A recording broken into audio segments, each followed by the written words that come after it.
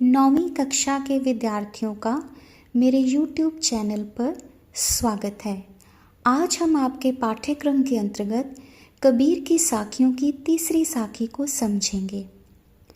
हस्ती चढ़िए ज्ञान की सहज दुलीचा डारी, स्वान रूप संसार है भूकन दे झक मारी।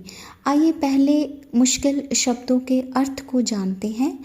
हस्ती का अर्थ होता है हाथी, दुलीचा का अर्थ होता है गलीचा, स्वान कुत्ता, भूकन भौंकना, झक मारी वक्त व्यर्थ करना, वक्त को बर्बाद करना। प्रस्तुत साखी में कबीर जी ने ज्ञान के महत्व को दर्शाया है।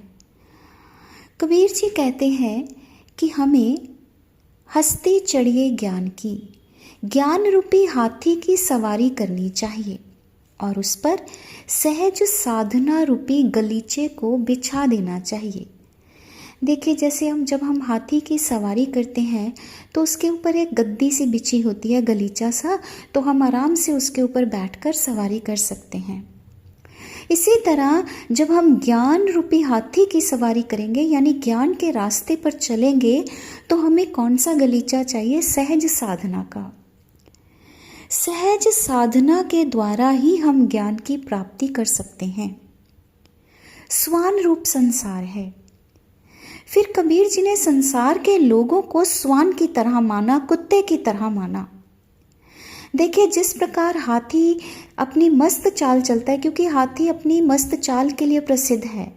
हाथी को देखकर उसको चलते देखकर कुत्ते अक्सर भौंकते हैं, लेकिन हाथी अपनी मस्त चाल चलता रहता है।